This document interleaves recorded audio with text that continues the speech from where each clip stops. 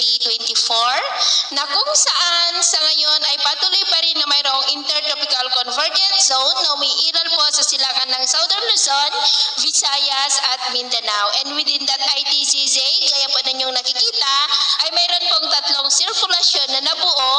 dahil ang ITZZ po ay tinagurian niya na breeding ground ng mga sama ng panahon, and within that ITZZ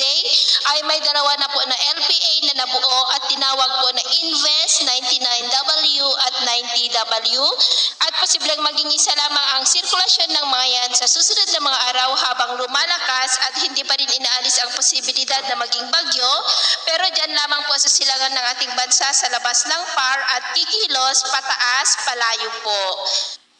Samantala, next week po ay maramdaman na natin ang mahinang daloy ng hanging amihan o yung tinatawag po natin na northeasterly surface wind flow dito po sa northern part ng Northern Luzon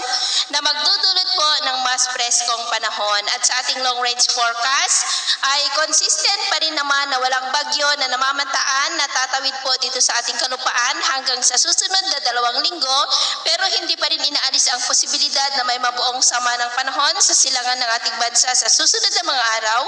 at ang development po ng mga yan ang ating babantayan. At sa lagay ng ating panahon, ngayong tanghali po ay generally fair weather sa malaking bahagi ng ating bansa, pero may chance pa rin ng maulap na kalangitan with isolated rains dito po sa ilang bahagi ng Cagayan, Isabela, Calabarzon, Bicol Region, Mimaropa, Panay Island, Bayawan City, Sipalay, ilang bahagi ng Bohol, Samar, Zamboanga del Sur, Lanao del Norte, Davao City at Tagum. At mamayang hapon, mas maraming lugar ulit ang makakaranas ng mas maulap na kalangitan with isolated rain sa ilang bahagi ng ating bansa, kaya mag-ingat po tayo sa posibleng banta pa rin ng mga pagbaha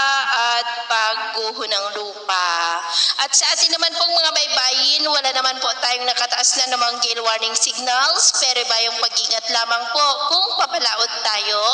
para po mas makaiwas sa mga sakunang